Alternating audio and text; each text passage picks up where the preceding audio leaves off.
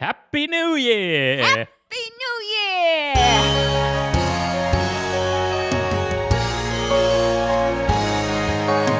It's the Showstopper Podcast, our monthly chat to amazing people from the world of musicals, comedy, and improv. And it's a new year. It's 2025 at last. Yeah, at last. Didn't it feel like we were crawling through December? Apart from, of course, when we were in the glittering West End. Absolutely. Just over the improvised music. That beautiful day aside, yeah, I really felt I was staggering over the finish line of the year. But we made it. We're alive. It's 2025. The wind is blowing. The wishes are being wished. Absolutely. I'm just hoping that something terrible hasn't happened on December the 31st so that when we say it's a brilliant new year, everybody's happy. We'll assume that. Yeah, we'll assume everything will be okay. Yeah, that's the improviser's way. Important question, Ali James. What is your New Year's resolution? My New Year's resolution, Andrew, is to make no more resolutions. That is okay. Meta. Very good. A bit like, in Aladdin, where he should really just wish for more wishes, but Robin Williams says no. No. I found a loophole in the resolution method where I don't have to do that anymore. And it's not so much a loophole, more just general defiance. And I feel happy about it because I am a fully fledged adult now. I've stopped biting my nails, and so I don't need to resolve to do things. I can be who I want, do what I want. Was the nail biting? Was that last year's resolution? It's been my resolution since about 1998. Oh wow! But you did it. Yeah. Wow. What turned the tide? Ali James willpower. As I've said to you many times, there is nothing, Ali, that can't be achieved with Ali James willpower. You've got to know what you want. You've got to go after it in this life. That's the January Ali James talking there.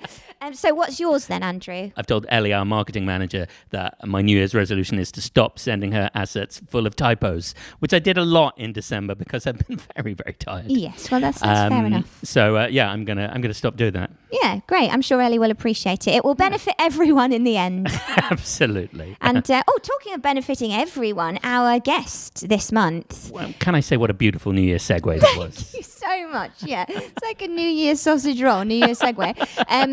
She really is globally minded. Absolutely, the amazing Janie Dee, cabaret star, musical theatre performer, and environmental campaigner. Speaking of Ali James willpower, she's got a lot of Ali James willpower. For sure, she does. She's got her own brand of Janie Dee willpower, and she's very much set her sights on something and make it happen. We recorded our chat with her back in the West End before one of our shows back in October. We had Justin Brett as a showstopper guest, and we also had the amazing Duncan Walsh Atkins on keys. What a joy Janie is. She's just such a visionary. Here she is. Enjoy our chat with her.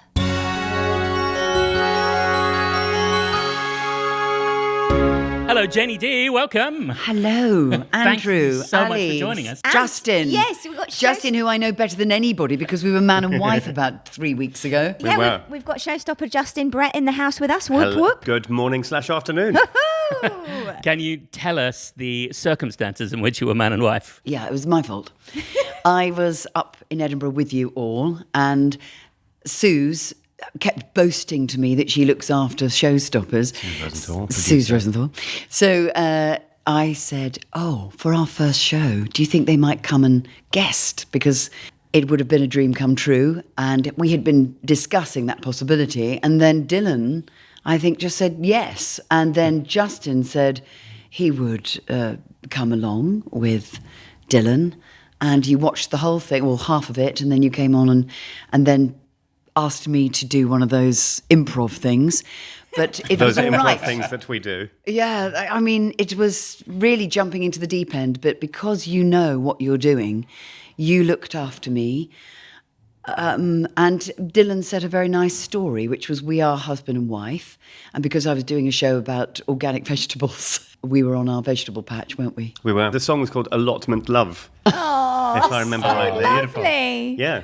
I think you texted me about it afterwards and said you'd had a really nice time. Was there a rutabaga in it? I can't remember which one that is. What does that mean? It's a type of vegetable, root isn't it? veg, isn't it? But rutabaga just always reminds me of Into the Woods because it's in one of the lyrics of the Witch's Round. My rutabaga. It reminds me of Kurt Weill's, and this is getting very MT now. This is deep, Wow. deep diving. Here we go. The word rutabaga reminds me of Kurt Weill's Lost in the Stars. Because there's one song and it goes, come by my lovely rutabaga, is one line in the song. Wow. Kurt Weill. Yeah. Oh, yeah. So good. Yeah, it's really exciting when that gets called in Showstopper. Everybody gets really dark and hands-on with it. Lost in the Stars. Lost in the Stars. Yeah, It's Just, I did what it- are the hits? There aren't any. Actually, that's the thing. It's really schmaltzy, and it's not your kind of like Kurt Weill that everybody expects. It's really kind of got Gershwin vibes. I think I in have heard of places. it. I just, in this moment, of course. It's a beautiful story, Start. and I did it with Clive Rowe and Edward Petherbridge at the Festival Hall. Did you?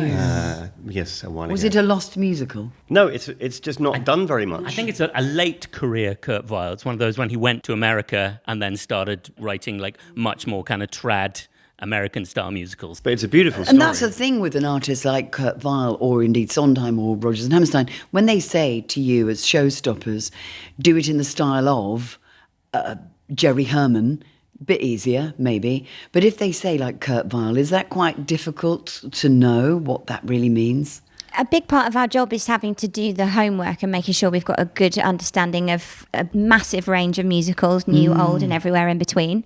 So hopefully at least one of us is going to be inspired in that moment. And a lot of our work is to do with patterning. So we can kind of follow along and get the vibe of something if we're not too familiar. But like I say, it really is part of our job to be familiar with stuff. Yeah. So you study sort of daily, weekly? Do you have a day when you go, I'm going to just have a look through musical theatre stuff today? You know what? Actually, recently I've been thinking to myself that I might timetable myself some study time, Janie. So thank you for asking. Listen, you're not talking to the most organised person here. But it would be lovely, wouldn't it, to have that time to study? Yeah. I keep thinking about that, Yeah, for studying. sure. I'd like to study a bit more. And I do think today's going to be my Sondheim day sometimes. Put my headphones on, and maybe have a look at some clips online of him.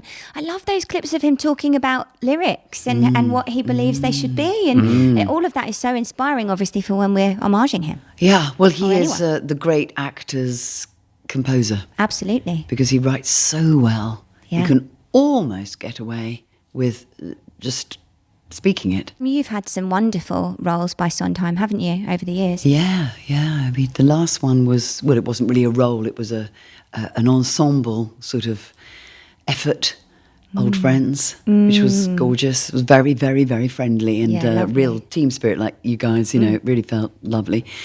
Before that, Follies, which was, again, a great team, huge amount of people in it. And in that huge Olivier, which was an experience. It felt like a world event when I walked onto the stage the first time. Wow. It felt, when I say a world event, that doesn't quite cover what I really mean. I suppose it felt epic to be stepping on that stage and about to start the first performance of Follies. I remember walking on the Revolve and saying to myself, just take it step by step and feeling in the moment. Yeah. And then at the end, walking on and not really knowing quite where we'd been and walking on through the Olivier stage to the front to take our bow. There was Philip Quast, Imelda, myself and Peter. And as we walked forward, the whole auditorium stood up. And as I took my bow, I could hear somebody going, bravo, bravo. And I looked down, there's Stephen Sondheim right here, weeping and shaking his fists. And I thought, this is too much of an opportunity. I said, Imelda, look. She looked down, she stopped everybody. She said, ladies and gentlemen, thank you so much for being here on our first performance. We would love to take this opportunity to thank our composer. And the whole auditorium cheered him. Oh, and I it got all was goosebumpy. Wow. the That's very amazing. first time we'd done that. And he was there, and it was, something I'll never forget. Oh, he put his magic into it for your run. Oh, yeah. And he was so joyful. It was really, thank God, because if we hadn't done it right, we know that he would have made it known. Yeah. Yeah, oh yeah. He would have made it known. And I walked into the bar afterwards and I said, everything okay? He said, yeah. I said, any notes? He said, no, perfect. Wow, perfect. You got a 10 out of 10 End from of Steve. podcast. That's incredible. Well, it comes down also to a fantastic director who did his homework. Yeah, sure. Yeah. Dominic Cook, if you saw Hello Dolly, you'll have seen it there as well. This absolute attention to the detail, and it was wonderful to do that. And other stuff, putting it together, which I'm putting on now. Yeah. As a director for the first time. Stupidly, I've said I'll be in it as well, which I was just thinking as we sang through, I shouldn't have said that. I should have said, I'll just step back, let somebody else do it, but we'll see. And for those who don't know, Putting It Together is the Sondheim review show. Yes, he's written so many musicals, but he's also written Side by Side by Sondheim, which is a compilation of some of those musicals, Putting It Together, which is another compilation of some of those musicals, and Old Friends, which is the most recent compilation of some of those musicals, and they sort of interweave and overlap. But you can hear only some songs in each of them. Yeah. They are in slightly different directions. How is the experience of wearing two hats? I'm always interested. I produced a show that I was also in a while ago, and I found that personally very challenging. Have you got a kind of protocol for director hat, actor hat? I had a warm-up with the Edinburgh show, The Beautiful World Cabaret, which I do direct as well as I'm in it. It's slightly different because I was starting from a slightly different position anyway. I knew the material backwards before I started, whereas this, I'm learning it with them. Although I've done it 10 years ago, I need to relearn it. And I want to keep my mind on it. So it is going to be a juggling act, I know that. But I think what I'm going to try and do is stand out, have thoughts, do a bit of chat, not too much, because actors are so good. They actually know what they're doing. Give some nice sort of placing, and then jump in, see if it feels good. If I do need an associate, there is somebody standing by dying to come and help, so that's good. We might end up having somebody come and sort of sit out for me later on in the stage. Give you some pointers if you need. Yeah, possibly. Yeah, I think that might be wise to have an outside eye on it. Or we can use the camera. That's another idea, to just film it, have a look at it, see what we think, what I think. But yeah, I'd like to be able to do it if it's possible. I'd like to be able to rise to the challenge. I think, Kenneth Branagh's been doing it for years. And, since he was 9 years old. Since he was 9 years old. And I think my go-to has always been, let's put on a show, since I was a little girl.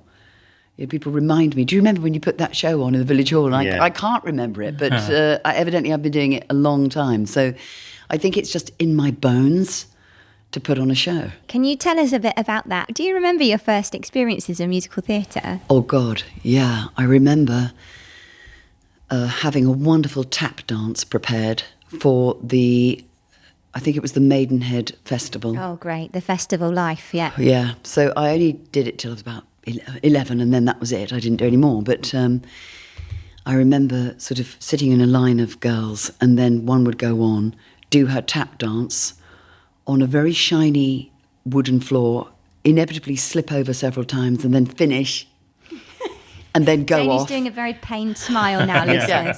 Great impression And then there. we'd all move up one, and as it got closer and closer to my end of the end of the row where I was about to arrive, this girl turned to me and she said, she smiles like this, and she imitated the girl who'd just been on, and it wasn't very nice. And I absolutely buckled under that pressure of having to go onto a slippery floor and be criticised for possibly the way I smiled or something like that. Oh, wow. And I didn't actually make it. Right. I chickened out, I bawled my eyes out, and I remember being so sorry that I hadn't done it as well. Oh, no. And actually, in a way, because it was my very first entrance to the stage ever, lying in my mum's lap, bawling and bawling quietly whilst the others finished, I realised I would never do that again, that I was always get on the stage and have a go. Wow. Because it felt worse not to have done it. Wow, incredible that then when you think about walking onto that Folly stage and what you were saying to yourself about one step at a time, you know, that all ties together, doesn't it? That courage. That's amazing. Yeah, and sort of that book that I've never read because the title says it all, Feel the Fear and Do It Anyway. Sure. Yeah. It's sort of how we live. Good point. Yeah, the title says enough for me, and I just think, okay, it is scary, feel the fear and keep going, which is why I admire you all so much, because it's fear. For me, what you do would be fear every second because you don't know what's coming next. Mm-hmm. There's a lovely Venn diagram about improvisation, which is joy and fear, and then it crosses over and in the middle is improv. And I think that's about right for me personally. Yes. Yeah. And outside that box is money. Yeah, I guess it is. Justin Brett, the voice of practical reasoning. My first musical theatre proper, the first musical I actually was chosen to do and was thrilled to do was Oklahoma as Ado Annie. Wow. I mean, so it was fun. such a big deal Yeah. for me, you know. Of course. And the Hammerstein estate, I remember, came to see the run-through and would not give us their name. And then we did it at Bromley. By the time we got to Manchester, we'd worked so hard on it. They came back and they said, OK, now we'll give you the name. You can have Hammerstein on it. But it was produced by, I can't remember the production company now, but it had I thought, a pretty good cast. But, you know, they expected certain values, which was vocally top. So we all worked incredibly hard to reach this important level of excellence that they expected. It was again a very good wake-up call to, you know, if you're going to be professional, you have to deliver. Yeah. It is expected. It's not a plus. It is absolutely expected to be there. I can remember a very recent time when I've seen you delivering wholeheartedly, and that was in Your Beautiful World Cabaret in Edinburgh. Because, you do everything in that show. You do deliver the song so beautifully. Obviously, we are all aware you're a massively capable and versatile singer and actor. But then there's an amazing moment when you start dancing with the dancers. Oh, it's so beautiful. And it's It's just really gorgeous. breathtaking, Janie. It's amazing. Who choreographed that piece? Sophia really led it. Right. I asked her if she would, and she came with some lovely feelings and subtle movements. And it was quite organic that she accepted some suggestions, but she was the overview on it, Sophia Priolo. Right. And it was lovely working the three of us together. We realised that we do just work so well together. The synergy between you, was the three of you, was amazing. It was really beautiful. It was wasn't stunning. When we Thank improvise and we're rehearsing, we play a game called Flock of Birds, which probably lots of our listeners, if you've been to any of our Showstopper workshops, will have played with us. Yeah. But what we do is we move. We're improvising all the time, of course, but we move in that style that the three of you were in your show. Yes. And it was just so wonderful to see how polished and connected it all was. It was gorgeous. It was also really nice the other day. Somebody said, just look at this film. Somebody had filmed it for us. We looked at it. I was thrilled to see that particularly Sophia and Josefina, they were doing something really slowly, and it was absolute perfection. It was graceful. It was a piece of art, you know. It was really lovely to see it. And Beautiful World Cabaret obviously has a very powerful, important message to it as well. I wonder if you could talk about that. Well, so in 2019, I was beginning to, when you fill something up and it gets almost full. I was like that, with ideas and with passion about the planet. And as I explained in my show, it was seeing my children run through the streets shouting, "Save our planet." I had been thinking about it for years, and I had the books. You know, Oliver had given me the book by Greta Thunberg, and I'd read it all, and I'd said, okay, yeah, we need to do something. But a bit like putting on a show, you've got it inside you, but you've got to find out, how do I do this? So I started the London Climate Change Festival, and I asked everyone I knew to come and do something at the Charing Cross Theatre, which was given to me free by Stephen Levy. It's not an easy venue, but we managed to get a full programme for 8 weeks built, with scientists, with children's workshops, with films, with new pieces of theatre, with a new play, a Tony Award-winning play, cabaret in the evenings, the whole EastEnders cast coming to serve drinks behind the bar. I got everyone I knew involved. And then COVID struck on the day we were meant to be opening. To be honest with you, after 10 months of putting that together, and I can't tell you the times I just sat all day, ringing, writing, typing, and then I just fell back on my bed. I was just knocked out by the whole thing, really. It was hard work, and then it was a big blow. It will not happen. You have to stay home. But people were dying. So, of course, there was a very serious thing happening there. And I lay on my bed and I thought, hold on a minute, though. This is probably better for the planet than any festival. The fact that we're staying still. And we saw the skies went blue, the waters were clear, the dolphins were swimming in the water in Venice. You know, we saw wildlife walking through our shopping malls and having a look at how we live, which I looked at too. And I don't know if you did this, but I looked at certain shops and I thought, why do we have shops to sell that? There's so much trivia, so much, consuming. It really set me back in a good place to how much I really did want to change personally the way I live. And it was through that personal endeavour that I started to think, this is quite funny, and it's also quite fun, and it's teaching me so much. I wonder if I could make a show about it. Yeah. We first of all did a big concert at the, I don't know why I did this, but I just felt it has to be done. I hired the Coliseum. And you look at me like that. Sorry, well, how could you afford it? I thought you said for a minute. Yes, You well, How do you I had a pension, and I thought, if I don't get any money, I'm putting my pension on it, because if we don't have a future, or certainly if our children don't have a future, what's the point of having a pension anyway? That was my argument with myself. Just do it. They said, okay, it'll be this many thousands of pounds. I said, can I get the orchestra and the chorus for that? They said, we'll have to look at that. It was a little bit extra, but it was worth it. It was worth it because once I had that, I could say to Brian May, Rob Brydon, Kerry Ellis, Danielle Denise, and everyone else, the Royal Ballet people, everyone I could think of. There's so many people in it. So many. I don't want to sort of mention them all now. You can look it up. It's on Song for Nature, and it's still on Sky Arts. They will own it for another 5 years, I think, and then I can sell it to other people. But I don't particularly want to sell it. It's something I was very glad to make at that time. It really resonated in lockdown. How we didn't have theatre, how we love our world. The whole thing was beautifully pulled together, I have to say. It really was a gorgeous expression of artistry and appreciation of life. It was a perfect piece, and I was very proud to do it. Dominic Dromgoole helped me put it together. So many people. Bill Buckhurst came and directed on the day in the studio where we had 4 days. I said the studio, we had many cameras inside the Coliseum. And then after that, I was exhausted. So I stopped for a bit, and then I put this cabaret together. And that was the same reason, like, how can I focus on this without being at all preachy, but knowing what I know now, which is a lot, but not saying a lot.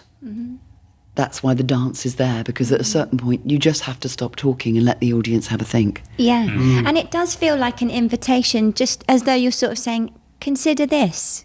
And it's so open and not preachy at all. I think that's, it's such a warm show. Well, we have our very last show in a week on the 8th of October in Ludlow at the Assembly Rooms. I think we've sold something like 20 seats. Right. It's a huge theatre. I'm very nervous about it because what I'm not good at, I'm very good at putting shows together, but I'm not great at selling. And I need to, now stop, do the rest of the work I'm doing, putting it together, and Dirty Rotten Scoundrels, and possibly Rhythm and Ruse, this thing that's happening in the vaults. And then after Christmas, I've just got to work out how you actually do it professionally, because at the moment I'm doing everything. I'm wearing far too many hats, and it's just too much. Well, I did some laundry this morning, so there you are. Yeah, I put my laundry in the machine but didn't switch it on, so you're ahead. I'm better than you, Janie. So. Again, I think you come up with such inspiring symbols, Janie. If you're going to do something, just go the whole hog and hire the Coliseum. And get Brian May. And yeah, zero apology way of approaching things. Just hire the Coliseum and ask them to throw in the band and orchestra as well. for 20 quid. Well, I actually heard from somebody they were hiring out to certain people, and I thought, oh, well, maybe I would be able to get it. Yeah. And it was possible then, under the ENO. It was possible. And I was just very lucky. I think lockdown was a very good leveller. Yeah. It brought everyone down to earth. I also hired the Holland Park Opera stage to do a little night music during that time. Because it was open air, so you didn't have any restrictions, Yeah. Justin, what's the biggest thing you've ever hired? The back room of my local pub. Okay, yeah. Yep. Great, Justin. Thanks, you're welcome. Yeah, and good night. I once hired a long wheelbase van. Yeah, I once hired a video from Blockbuster. Yeah. back in the day? Coliseum. Come on. Wow. And then Sky Arts loved the idea so much, thanks to Dominic who wrote to them, that they gave me money to cover it. Oh, wow. That's amazing. So that was an unforeseen, lucky moment and a wonderful moment. So, So you still have a pension? Still have a pension. Great. Yeah, amazingly, because I keep doing this. I've got a pension, so I'll just do this. You're involved with climate change in other ways, aren't you? Well, that's a very good point, because climate change has become a word that almost is ignored in that it's overused. And so it doesn't actually explain the whole story, which is why have we got changing weather, why there's so many floods, why there's so many droughts in part of the world, and why are so many species literally becoming extinct. And so I wanted to look into the details of all that. And it really does come back to how much we're throwing away. And we throw away so much, and we don't know anymore how to throw it away in an organic way that will benefit the soil. And we've now got about a 16th of an apple. If you take that as the planet, about a 16th of the skin of the apple is good soil that we've got on the world. Wow. So that comes from over ploughing and lots of fertilizers and pesticides. Yeah, monocropping.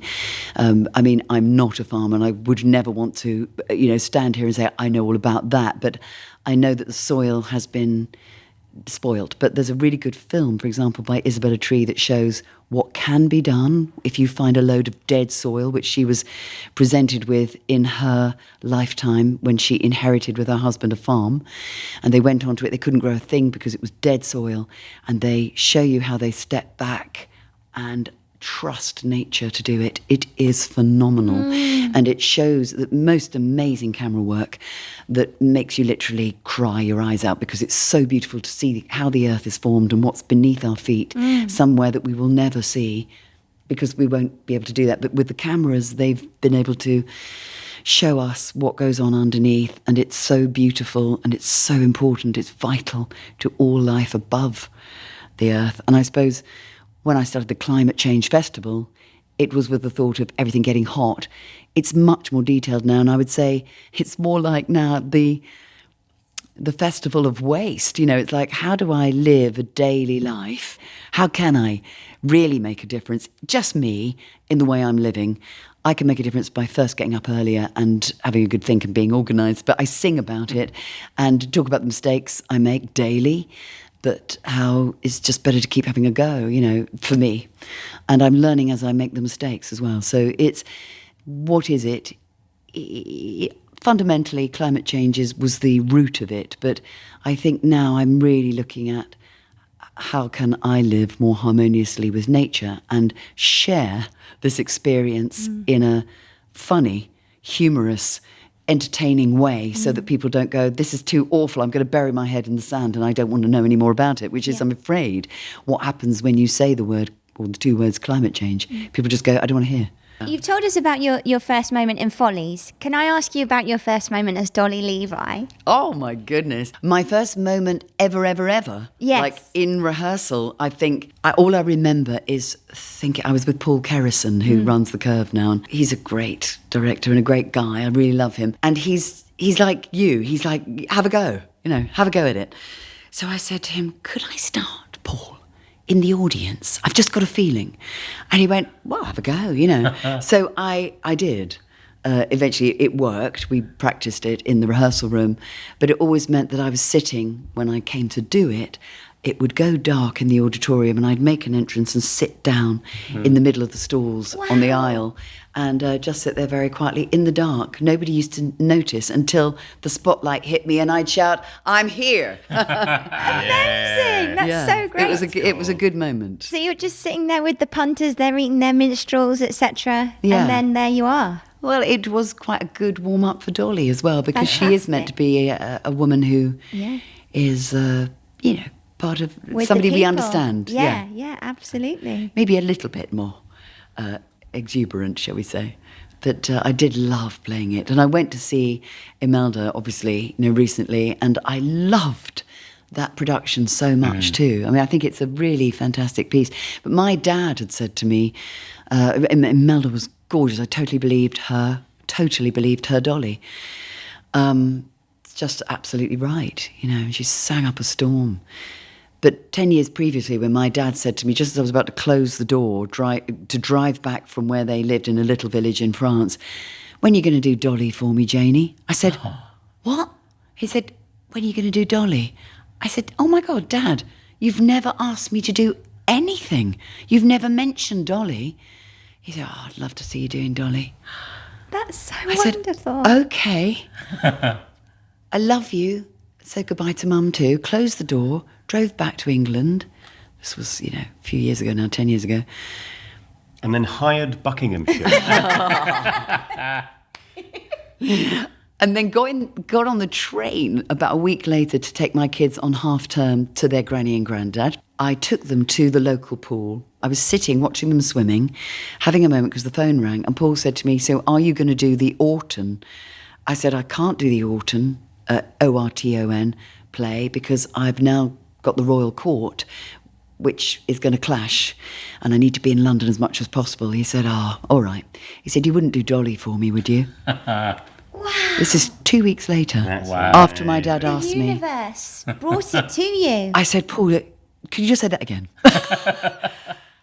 And I told him what my dad had said, and I said, "Of course, yes, I absolutely would love to do it." And so my dad, he got a prostate problem and went into hospital a week before they were meant to be leaving France to come over, and it was sort of muted that they might be able to get over, but probably not. I then rang somebody who's doing Mamma Mia on tour, and I said, "Those great big coaches, could you get one for my dad and take him over by, you could lie down the whole way?" So we were talking about that. Crazy of me, but anyway, it's just that I knew he'd never asked me to do anything, and it was happening, and I didn't want him to miss it. Anyway, 2 days before they were leaving, my mum rang. She said, "Janie, he's under the car."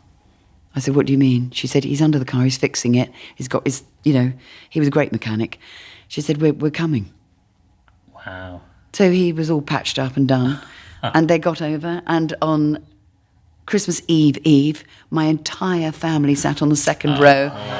And as I sang "Before the Parade Passes By," my dad just wept cheeks. Oh, what a joyful memory. And I didn't know at that point that I've gone now, though. 8 years later, he would no longer be on this planet. So for me, it was perfect. And just so grateful to Paul for that, because it was the only thing he ever asked me to do. And he worked his socks off to send us all to Arts Ed. My mum said, if Janie goes, they've all got to go.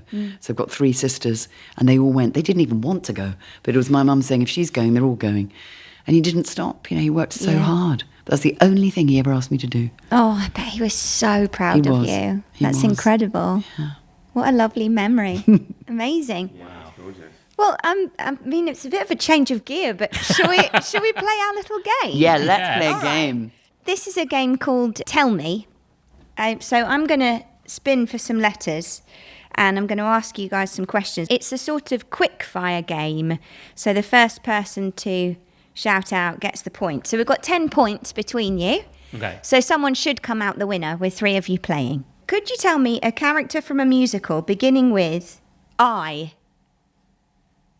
Why is I so difficult? I feel is like difficult, we should isn't be it? able to get Iago in the musical. There is one. There is one. Is there? My father-in-law was in it. I'll try and remember the name of it. There you go then, Accidental Justin. point. You landed Yeah. on your feet there, Mr. Jack Brett. Good directed it. Wow. Well done. Very good. A musical about money beginning with D.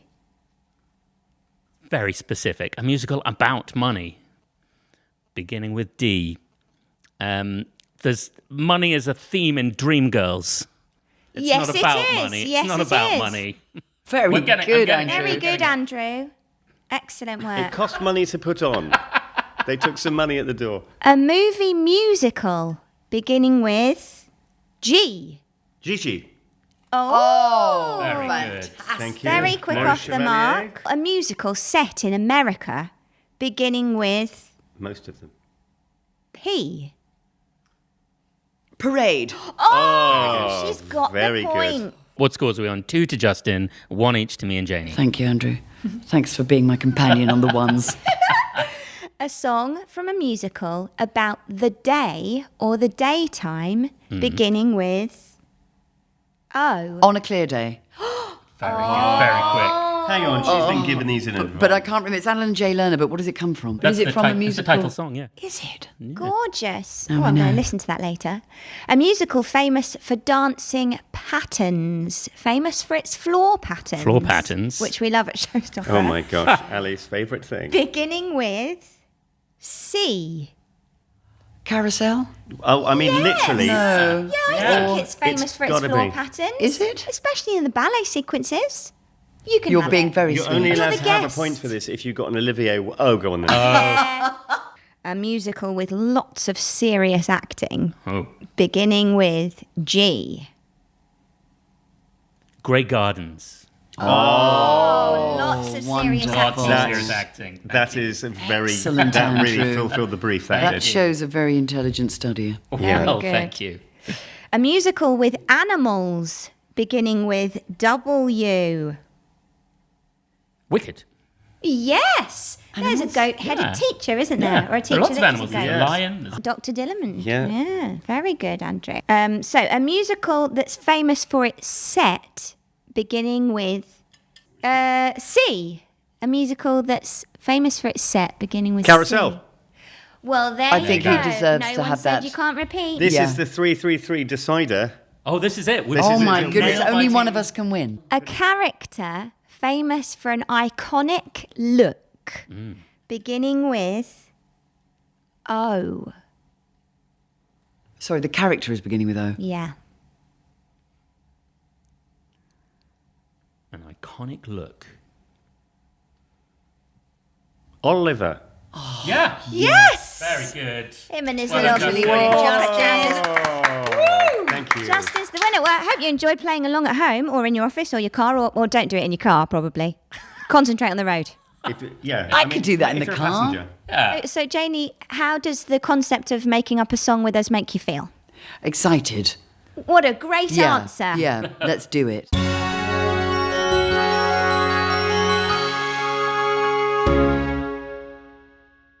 Why don't we sing about someone unexpected being in the front row at your opening night? Who's that in the shadows? Who is that sitting there? Who are those eyes that I see? Who's that in the shadows? Who's that sitting there? Could it really be? Is it Mr. Sondheim? Is it the man himself? It just might be Sondheim. It can't be anyone else. It's Stephen, it's Stephen, it's Stephen Sondheim.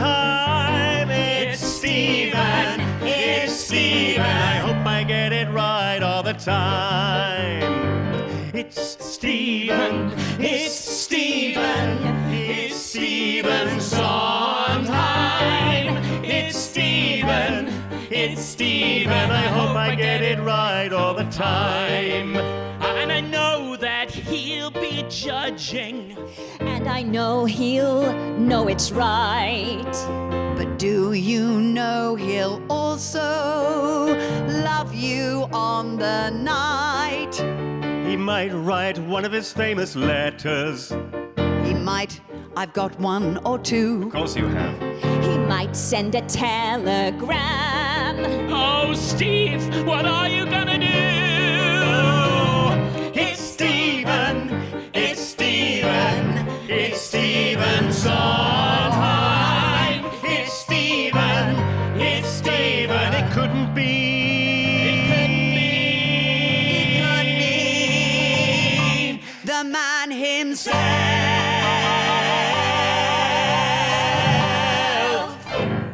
Yeah!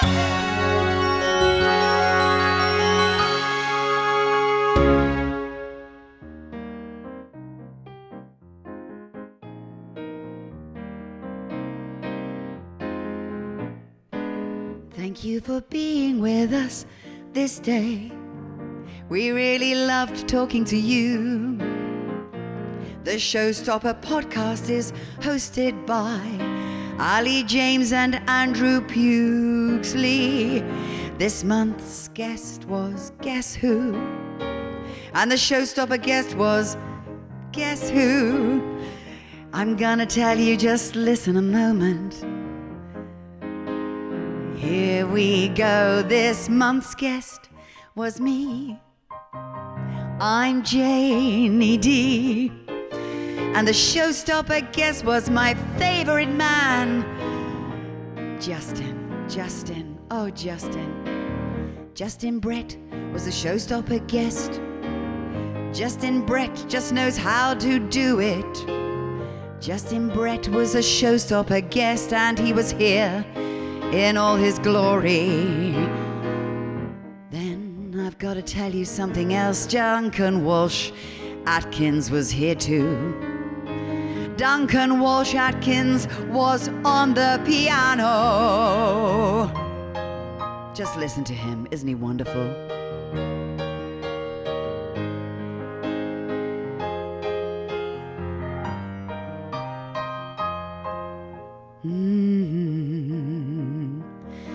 It was mixed and edited also by Andrew Pugsley. He came, just did everything so beautifully. Production support was from, oh, I know this woman. I worked with her at Edinburgh, and that one too, and that one, and that one. Oh, I know them all. The production support was from Susanna Rosenthal. What a woman, we love her.